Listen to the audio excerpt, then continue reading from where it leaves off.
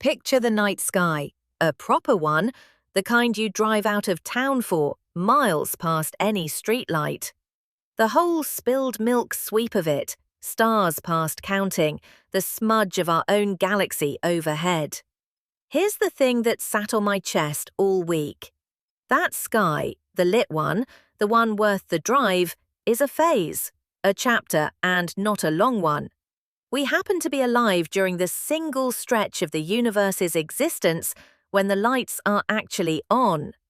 Run the clock far enough forward and every star gutters out, every galaxy slides quietly out of view, and the whole cosmos settles into a dark that lasts, as near as makes no difference, forever. So that's the terrible little question I've brought down the stairs tonight. Don't dress it up for me. How does a universe end? How does a universe end?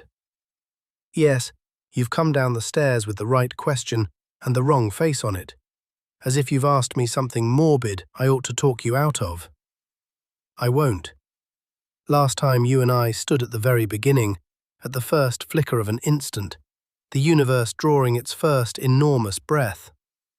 Tonight, we do the exact opposite. We take that same expansion, and instead of winding it backward toward the fireball, we run it forward. All the way forward, to the last page. Hold on though, can you even do that? Run it forward? The past, you read off light that's already arrived. It's on the record. But the future hasn't happened. Asking how it ends sounds less like physics and more like fortune-telling with a nicer accent. A fair worry, and here's the honest answer. It isn't a prophecy, it's a calculation. You take what the universe is doing right now, how fast it's expanding, how much matter is in it, what's pushing and pulling. Then you let the same laws that got us this far run the clock forward. The future isn't foretold, it's projected, out of the present. So it's a forecast, not a fate, which means it's only as good as our reading of today. Only exactly as good as that. And I'll be flagging, all night, precisely where that reading goes shaky. But before we get anywhere near the shaky part, I want to put a fair fight in front of you, because there genuinely was one. For most of the time anyone's thought hard about this, the ending wasn't settled at all. There were two of them on the menu, two completely different ways for the story to close. All right, good, that's more sporting than everything dies, good night. Let me guess at the fight before you lay it out, because I think I can feel the shape of it. It's gravity, isn't it? Go on, tell me the fight. It's a tug of war. On one side, you've got the expansion, the whole universe flying apart, every galaxy rushing from every other.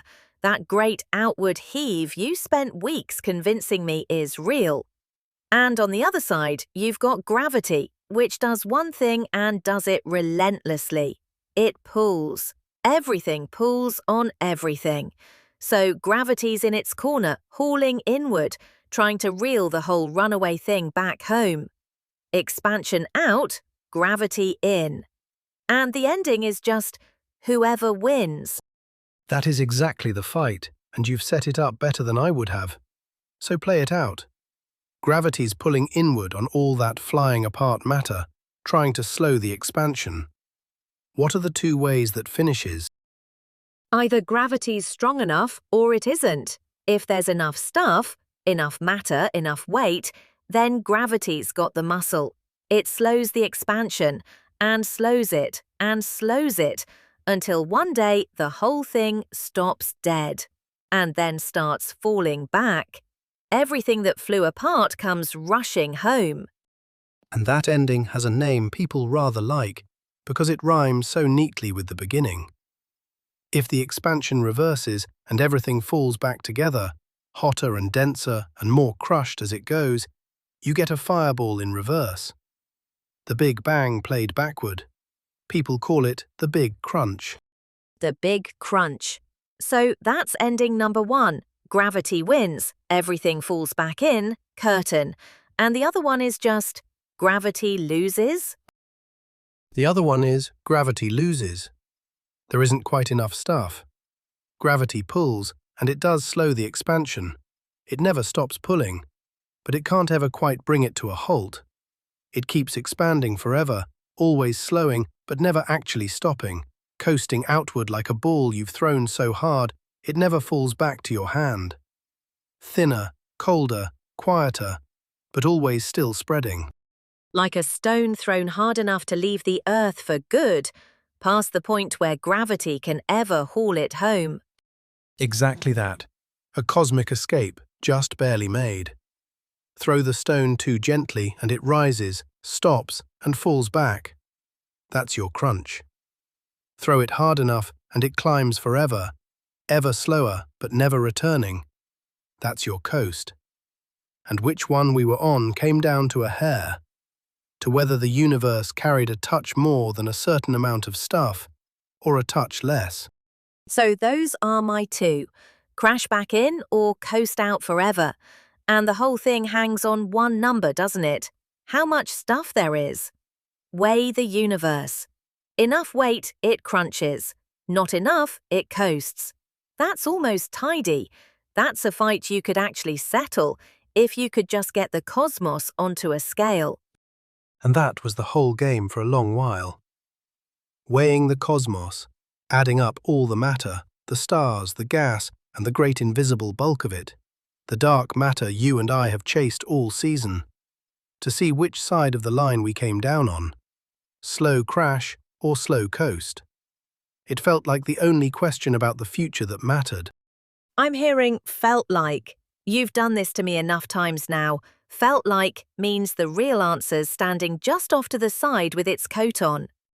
You're learning my tells. Yes, because there was a third thing nobody had properly put on the scale. And when we finally went out to measure which way the expansion was slowing, we got the single most jarring result in all of modern cosmology.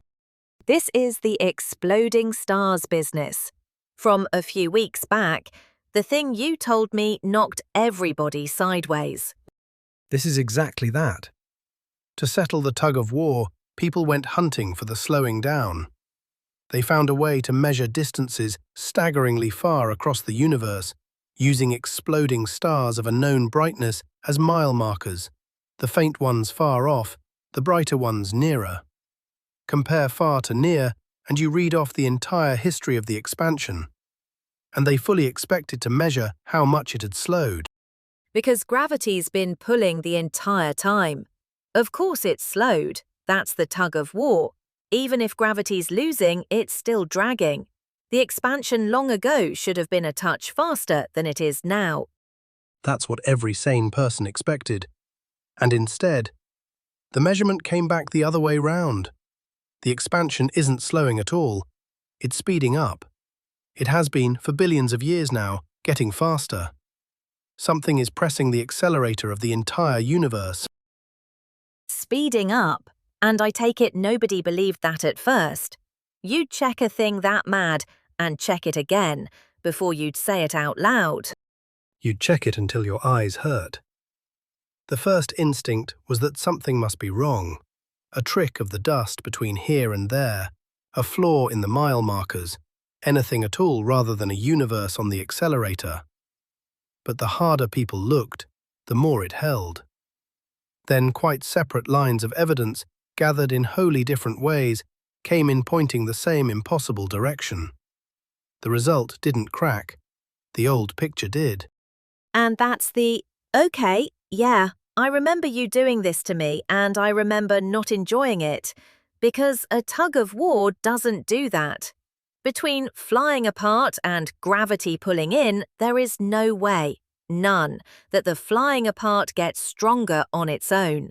Gravity's the only player, and gravity pulls. What in the world is pushing? That's the culprit we named last time. We call it dark energy. And I want to be careful with you here, because it's desperately easy to muddle with the other dark thing. So hold them apart in your two hands, because they could not be more opposite. The dark matter, you mean? The invisible weight. That was the galaxies spinning too fast. The stuff you can't see that holds everything together. That's the one. Dark matter is matter. It has weight. It pulls, it clumps, it gathers galaxies together and holds them. It's on gravity's side of the tug of war. Dark energy is nothing of the kind. It doesn't clump. It doesn't gather. It's a property of empty space itself, and it pushes. Pushes how, though? Is it like a wind? Some force blowing between the galaxies, shoving them apart? That's the picture to resist, and it's the one everybody reaches for. It isn't a wind. It isn't a force reaching between galaxies, tugging one at another. It's a property of the space itself. Every empty patch carries this faint outward tendency, built in, the same everywhere. Galaxies aren't shoved through space. The space between them simply carries an urge to grow, and grow it does. One pulls things together, one pushes them apart. One clumps, one smooth. Got it. They just both got stuck with dark because we can't see either, and we were out of good words. That's about the size of it. Dark here mostly means we don't understand it. But here's the piece that turns dark energy from a curiosity into the thing that decides the whole ending. It's a property of space itself. So tell me, what happens as the universe expands and there is more space? More space means more of the stuff that pushes. Oh, that's nasty. That's a feedback loop. The more it expands, the more empty space there is. The more push there is, the faster it expands. Which makes even more space, which it feeds itself. It doesn't run down, it runs away. It runs away. And that single fact walks into your tidy tug of war and flips the table. Because gravity, poor gravity, is fighting a losing battle in a very particular way. As things spread out, matter thins. The same stuff smeared over more and more space. So gravity's inward pull gets weaker and weaker. But dark energy's push doesn't thin. There's just as much of it in every empty patch as ever there was. So as the universe grows, gravity fades while the push holds steady.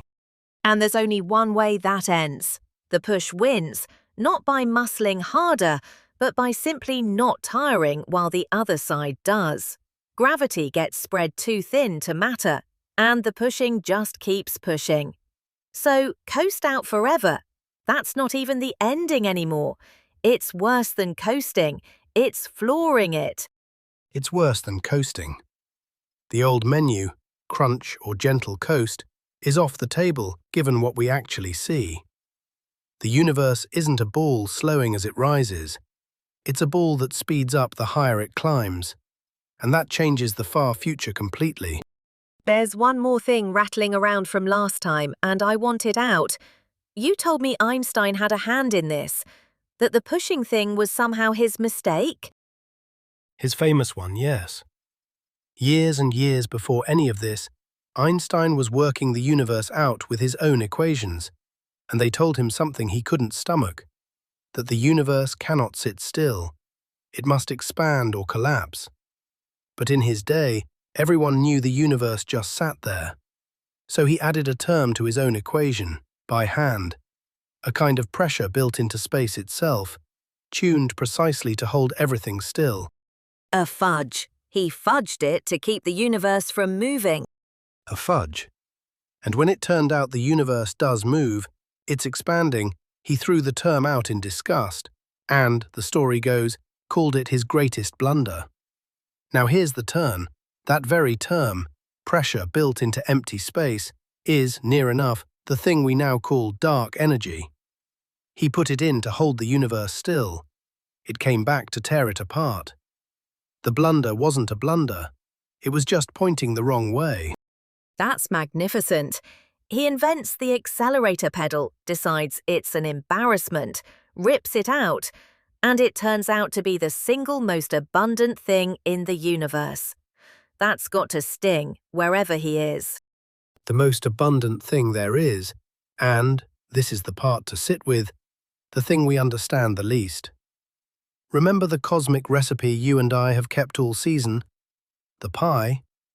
A sliver of ordinary matter, a fatter wedge of dark matter, and the great majority of the whole thing, most of everything, is this dark energy.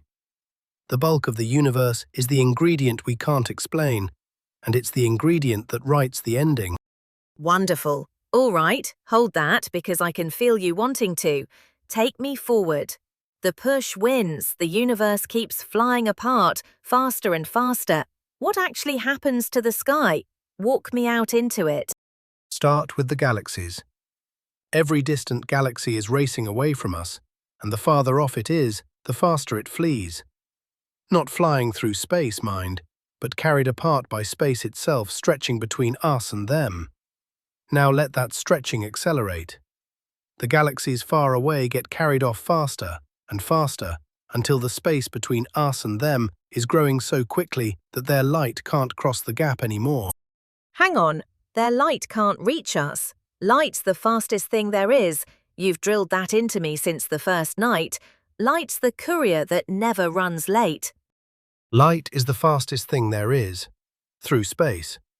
But it's running across space that is itself being stretched underneath it, faster and faster the farther it has to go. Picture a courier sprinting flat out down a road, while the road is stretched from both ends quicker than he can run. He never stops, he never slows, and he still never arrives because the road grows faster than his stride. So the galaxy doesn't blow up, it doesn't die, it just gets too far to reach. Its light is still coming. It's still out there, still shining. The light just can't ever finish the trip. Now you've said the thing that matters most in this whole episode, so let me stand on it. Those galaxies do not vanish. They are not destroyed. Nothing dramatic happens to them at all. What happens is entirely on our side.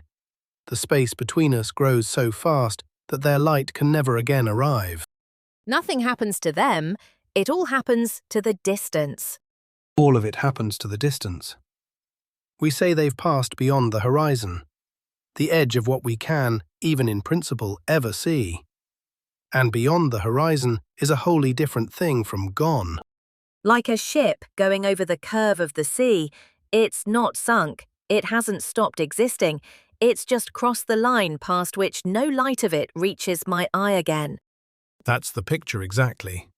Except this horizon is one no ship ever comes back over. And here's a twist that unsettles even me. There are galaxies out there right now whose light we can still see. Old light that set out ages ago and only just arrived, from galaxies we could already never reach, not if we left today at the speed of light itself. The space between us is opening faster than any signal could ever close it. Wait, we can see them, but we could never get to them, never even send them a message. Never. Not a ship, not a wave, not a whisper.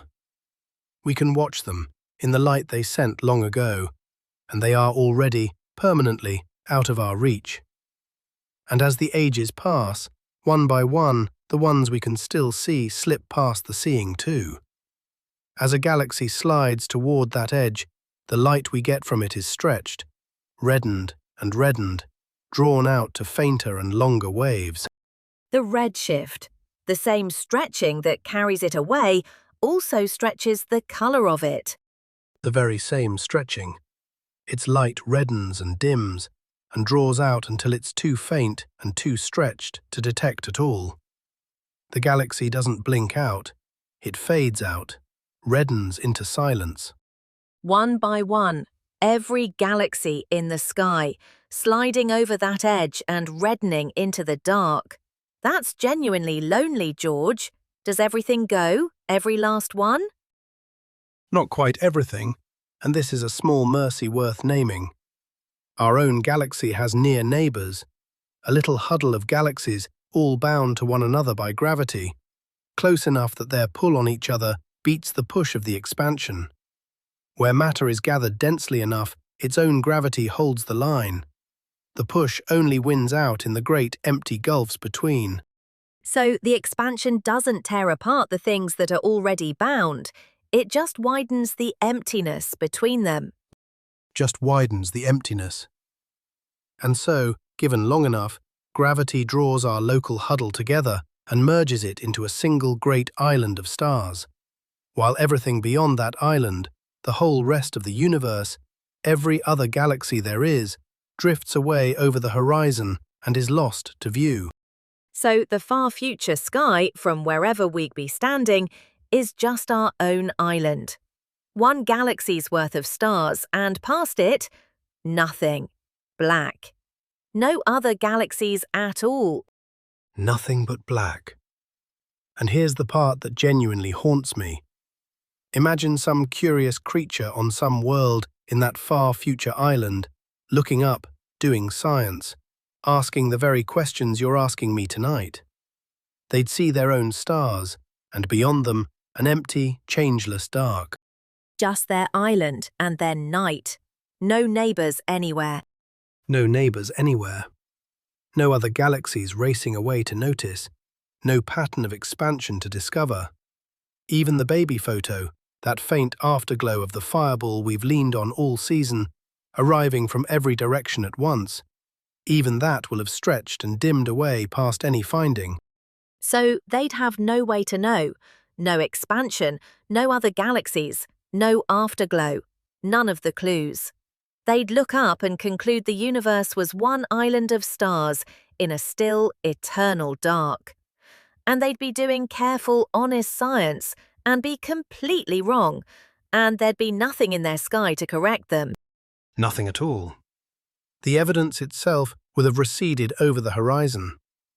We happen to be alive early enough that the sky is still full of clues. The light hasn't run out. The afterglow still washes over us. The other galaxies are still in view. We can still read the universe's whole life story out of its light. That window does not stay open. It's the baby photo that gets me. That afterglow's been our most faithful witness all season. The oldest light there is, arriving from every direction at once. And you're telling me even that reddens away. Even that.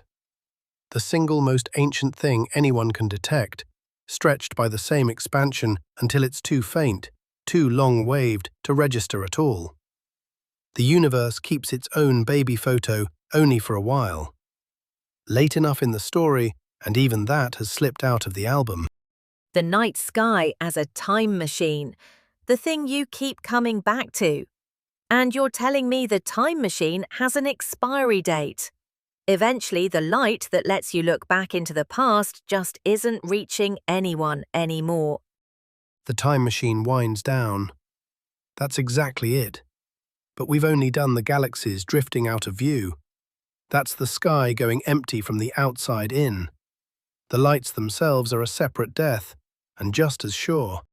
The stars. The actual burning. Right, even inside our own island, where everything's still bound, the stars themselves don't burn forever. Nothing burns forever. Nothing burns forever.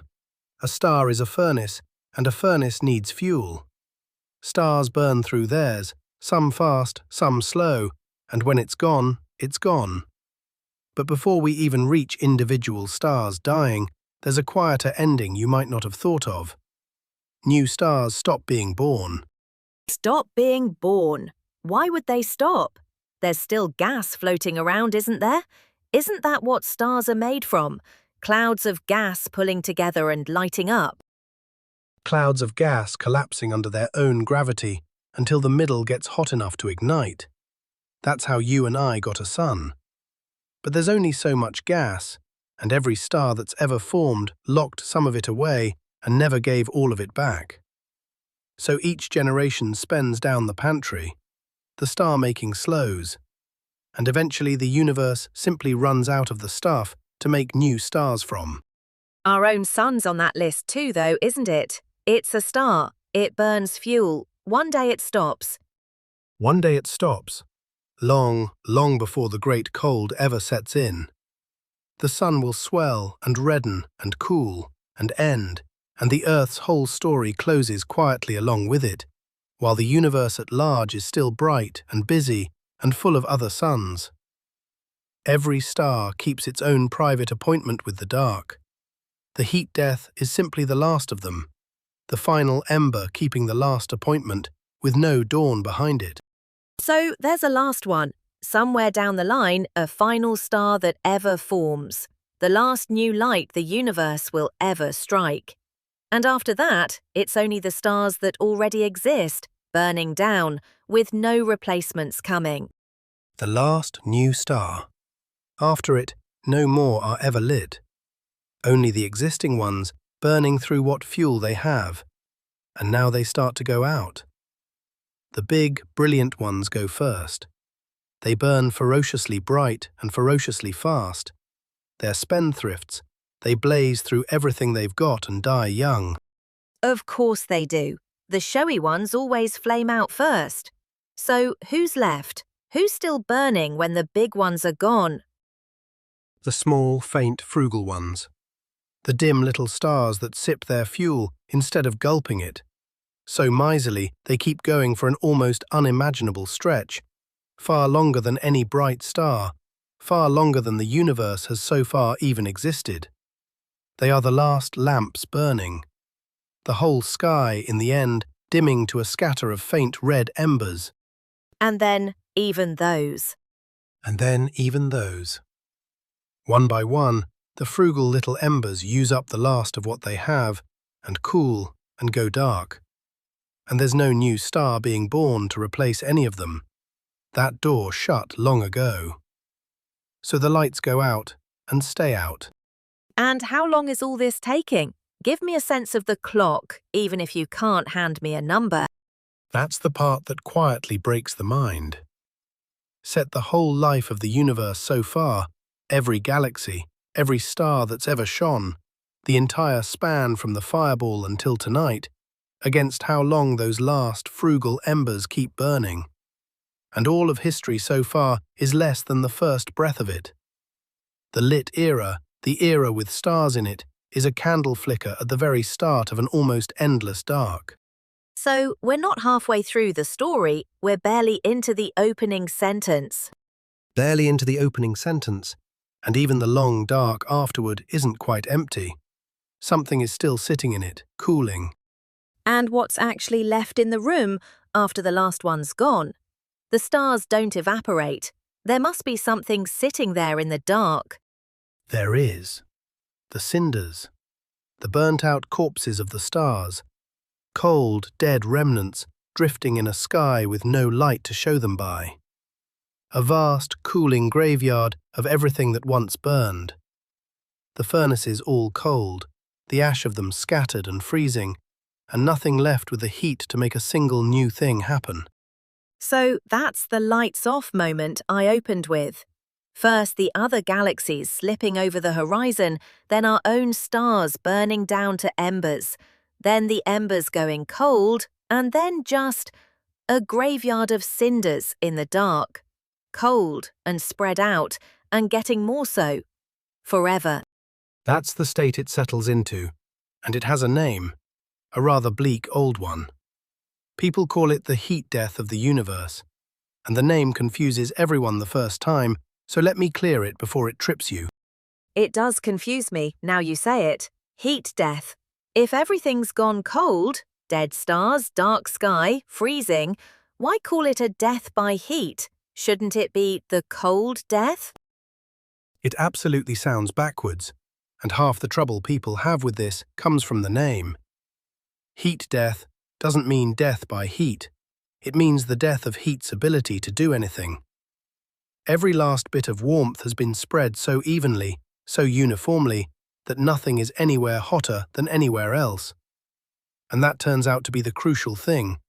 It isn't about cold, it's about sameness. Sameness. You're going to have to walk me into why sameness is the death of anything. Sameness sounds peaceful, sounds like a nice quiet retirement. Then let me hand you the idea this whole ending turns on, and it's the deepest one in the episode. Deeper than dark energy, deeper than any of it. Think about what it takes to make anything happen at all. Anything. A fire warming a room, a river turning a wheel, a star shining, a thought crossing your mind. Every single one needs a difference. A hot thing beside a cold thing, a high place and a low place, something not yet spread out that can spread. A difference. Give me the plainest version of that. Coffee. You pour hot coffee into a cool room. The heat flows out of the coffee into the room, hot to cold, and while it flows, you could in principle catch that flow and run something off it. But it only flows because there's a difference. Hot coffee, cool room. Now wait until the coffee cools to exactly the temperature of the room. And now? Now, nothing. The coffee's the same as the room, so there's nowhere for the heat to flow. It's all still there. The warmth didn't vanish, it's just spread evenly through the whole room now. But you can't do a single thing with it. There's no difference left to run anything off. You've just described the heat death of the universe in a coffee cup. All the energy is still there. It's never destroyed, but spread so perfectly evenly that there's not one difference left anywhere to make anything happen. No hot beside cold. No high beside low. Everything the same thin, cold temperature, everywhere, forever. When you say nothing can happen, you mean nothing. No weather, no chemistry, no spark. Nothing. No fire could catch because there's no fuel and cold difference to feed it. No thought could cross a mind because a thought is itself a little cascade of differences, and there are none left to cascade. Not one event anywhere, ever again, and not because time has stopped, but because there's nothing left for time to change. So it's not that the universe runs out of energy, it runs out of unevenness, out of differences. And once the last difference is gone, once the last hot thing has shared its heat with the last cold thing, the whole thing just sits there, full of energy it can't use, unable to ever do anything again. The stillest possible thing. Not empty of stuff, empty of difference. And that spread-out sameness has a name, and it's the single most important word in all of this. Physicists call it entropy. Entropy is, roughly, how spread out and evened out and disordered things are. Low entropy is difference, structure, unevenness, a hot star in cold space. High entropy is sameness, spread out, mixed, even, done. So heat death is just maximum entropy. Everything as spread out and mixed together as it can possibly get. The universe has finished spreading. There's nowhere left to go. Maximum entropy. The universe finishes spreading and stops because there's no unevenness left to drive any more change. And here's where I have to tell you the thing that turns this grim ending into, honestly, one of the most beautiful ideas I know. That word, entropy, this business of spreading out, doesn't just describe the ending. It's secretly been the engine of the whole story we've told all season. It's the reason there's a story at all. Oh, now you've got me leaning in. How does the thing that ends the universe turn out to be the thing that ran it the whole time? Let me ask you something that sounds childish and isn't. Why does time have a direction? Why is there any difference between past and future? You remember yesterday, you can't remember tomorrow. Everything runs one way. But why? Because it does.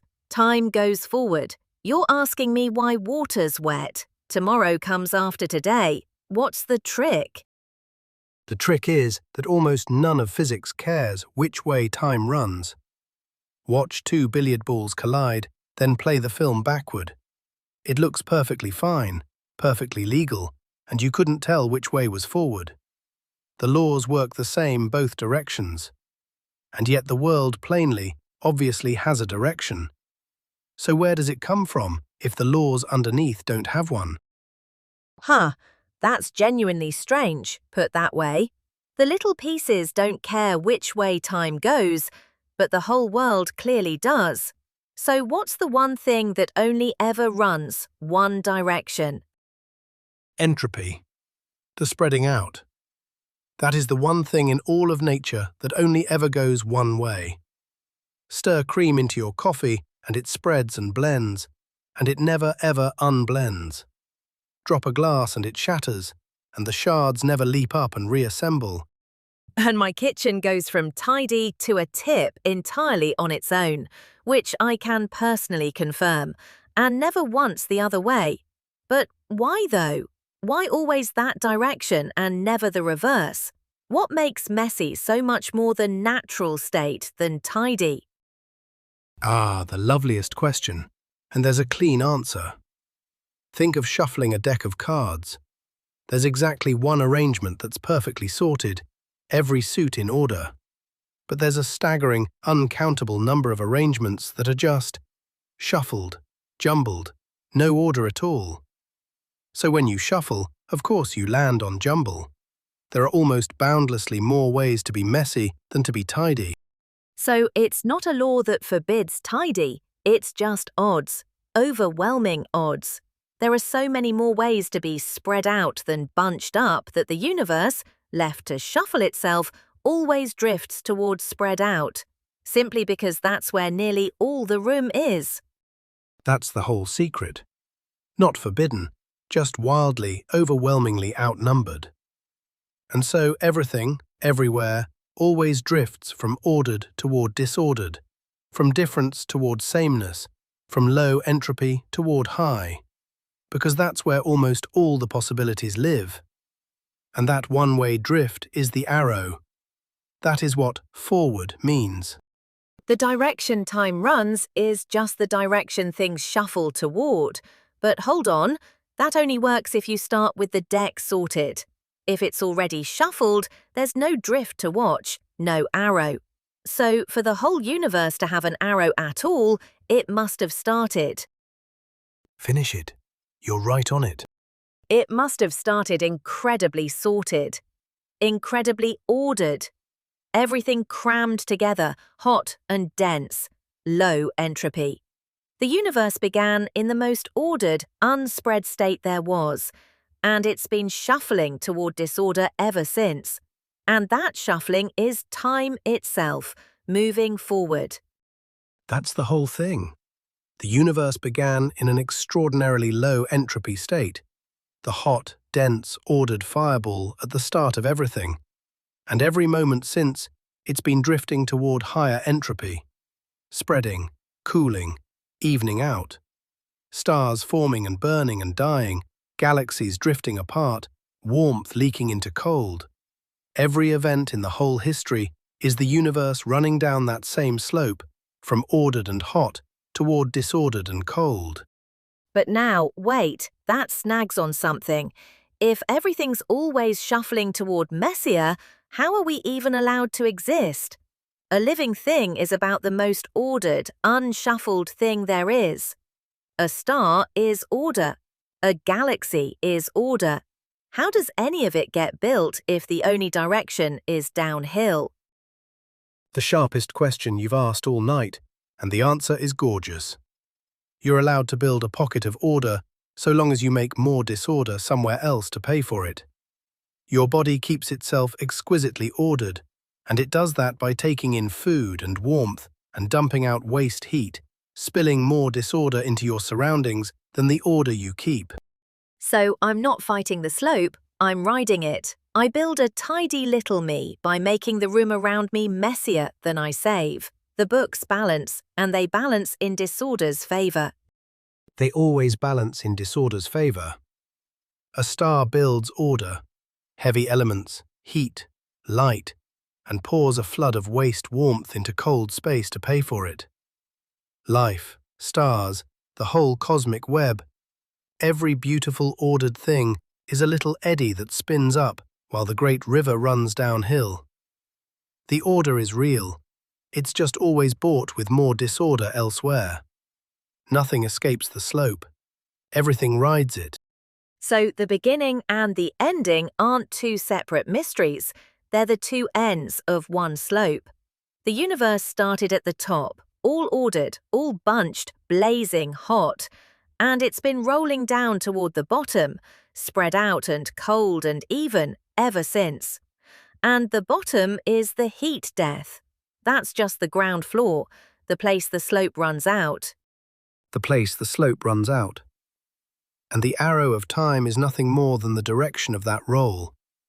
There's a past and a future, a beginning and an end, only because the universe started ordered and ends spread out. Take the slope away, start it already spread out, and there's no story, no history, no time worth the name.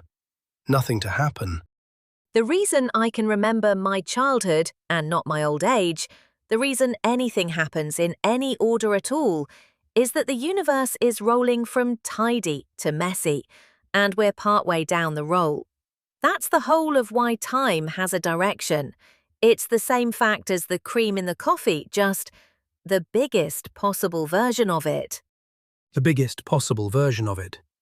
The entire universe is one cup of coffee, mixing, and we're alive during the mixing, which is the only time anything interesting can happen. Before the roll starts, no story. After it finishes, no story. The story is the rolling. Now, you slipped something past me and I'm not letting it go.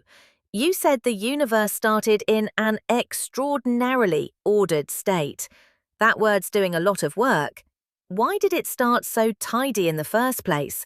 A shuffled deck is the natural thing. Who dealt it sorted? And there you've put your finger on one of the genuinely unanswered questions in all of physics. I won't pretend otherwise.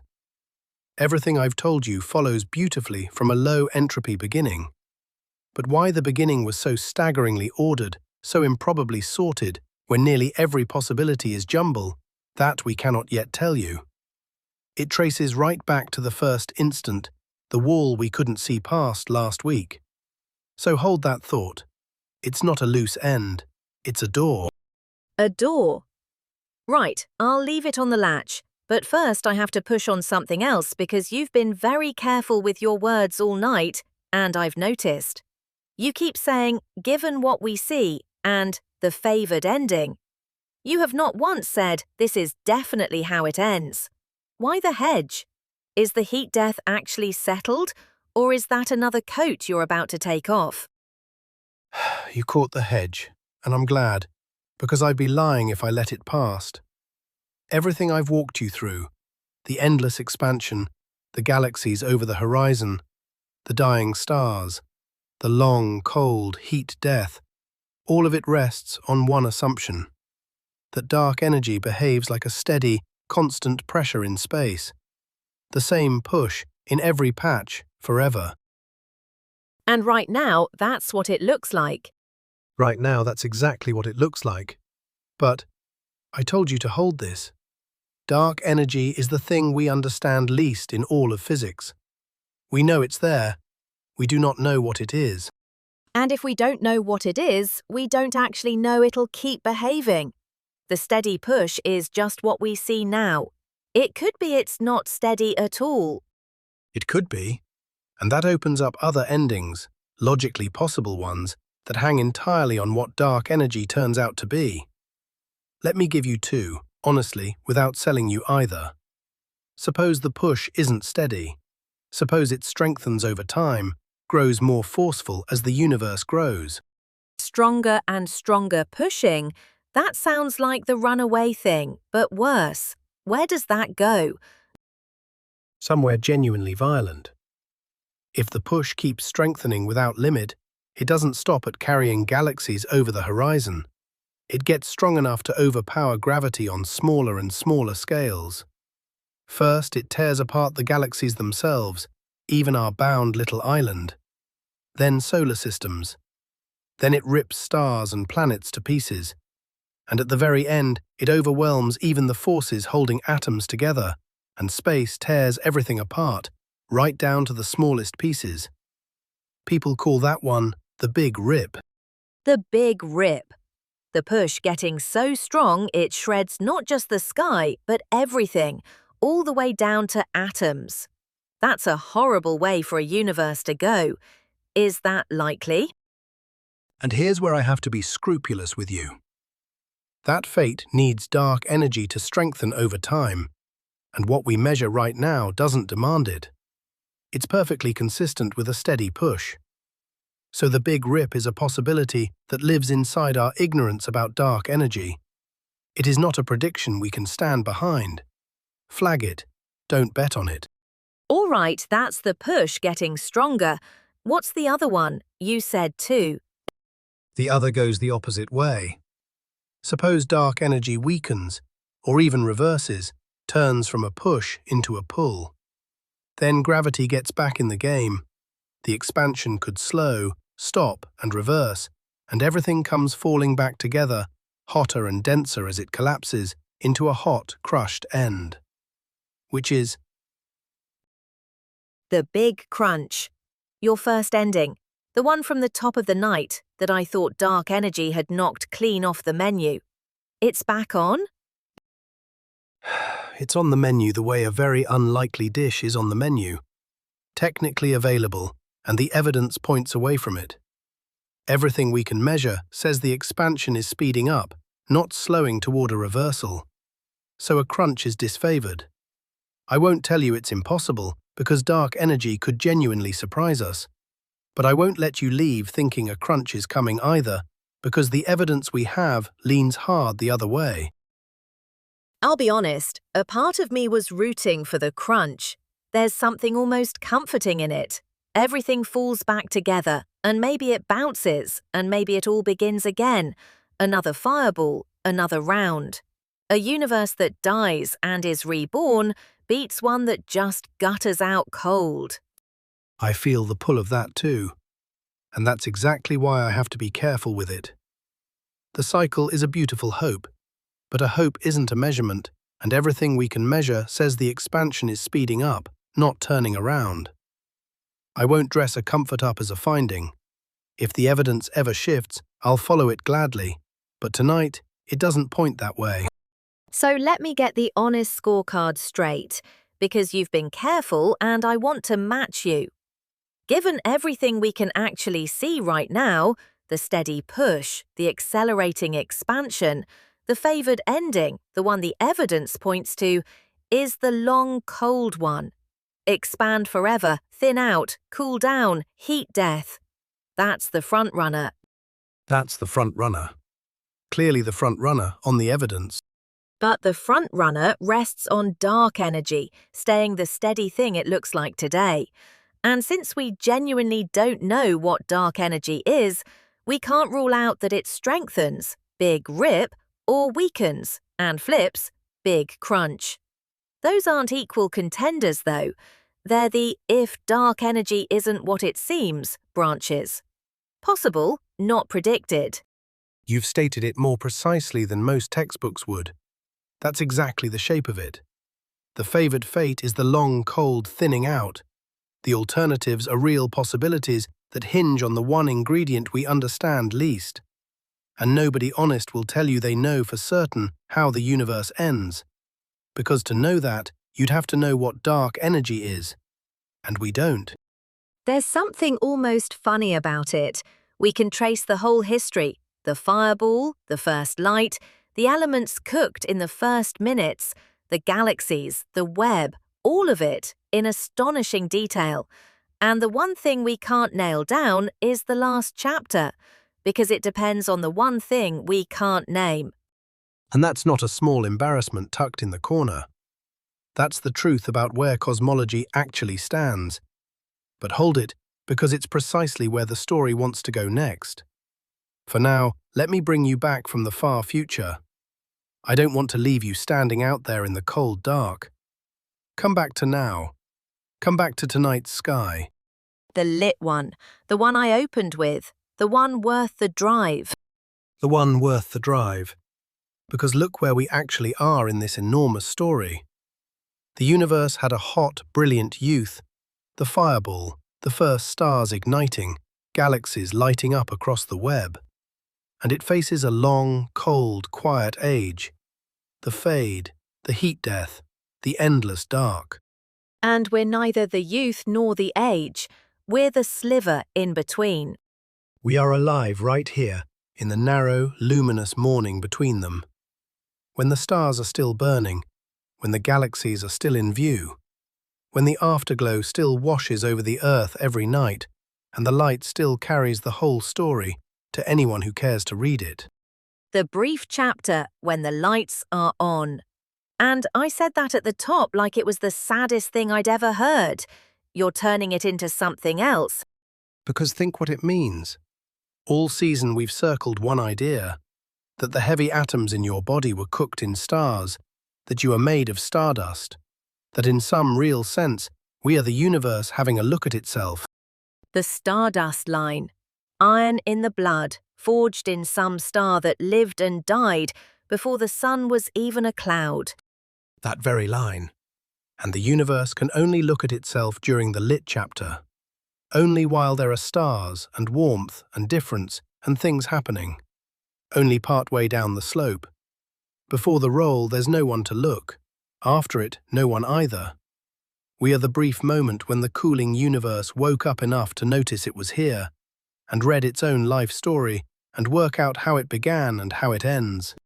Because in that far cold end, there's no one to notice anything. No mind could even run in it. You said it yourself, a thought is a cascade of differences, and there are none left to cascade. None left. The long dark isn't only starless, it's witnessless. Nothing to see, and nothing that could do the seeing, even if there were. Which means the entire span in which the universe is looked at and understood and read, the whole history of anyone, anywhere, working any of this out, sits inside this one thin, bright morning. We aren't just early, we are the seeing itself. And it doesn't come round twice. And we happen to open our eyes in the morning. Early enough that the sky's still full of clues, early enough the light hasn't run out. If we'd shown up much later, we couldn't have figured any of this. The evidence would have drifted over the horizon and left us a plain, dark sky and no way to know better. We'd have been that lonely creature on the far future island, looking up at an empty, changeless dark, doing honest science and getting the whole universe wrong through no fault of our own. Instead, we're here now, when it can still be read. That's not a small thing. That's about the luckiest timing there is. So the ending isn't really the point of tonight, is it? The point is that we're standing in the one window where the ending, and the beginning, and everything between, can even be worked out at all. And we did work it out. We read the universe's whole life off its light, start to finish, while there was still light to read it by. While there was still light to read it by. And that's the note I'd want to leave you on. Except, there's a splinter in it, and I think you've already felt the splinter. I have actually, and it's been bothering me this last stretch. Can I say it? I want to say it before you do. Say it. It's yours. We just told the whole story of how the universe ends, confidently, in detail. The expansion, the horizon, the dying stars, the heat death, the arrow of time, the lot. And when I count up what the whole thing was actually resting on, it was resting on things we can't name. The galaxies stay bound because of dark matter, which we've never held a piece of. The whole fate hangs on dark energy, which you just told me is the thing we understand least in all of physics. And the low entropy start, the top of the slope, the reason there's an arrow at all, that traces back to the first instant, which you told me last week is a wall we can't see past. Every load-bearing pillar in tonight's story is a thing we cannot name. Dark matter, dark energy, the first instant. We built the entire biography of the universe, its birth, its middle, its death, on 3 enormous question marks. And somehow it works. The story hangs together beautifully and points to a clear, favoured ending. And it's all balanced on top of 3 things we flatly do not understand. And when you feel that, how much of this magnificent, detailed, confident story is standing on words we invented for things we can't see or name, you're finally feeling the real shape of cosmology. It's not a finished map. It's a magnificent story built around a few gigantic holes. And that is not a weakness to be ashamed of. That is exactly where the whole adventure still lives. So the last episode isn't going to be another triumph, is it? It's going to be you walking me right up to the holes. It's going to be the 2 of us standing at the edge of the map. The honest edge where the confident story runs out and the genuine unknowns begin. Dark matter we've never caught, dark energy we can't explain, the first instant we can't see past. What before could even mean? Whether ours is the only universe there is. Next time, we don't fill the holes. We stand at the rim of them and look down, honestly, together. And I think it's the best thing we'll do all season. Then that's where I'll meet you. I came down these stairs braced for a sad story about everything dying in the cold, and I'm going back up with something stranger and better than that.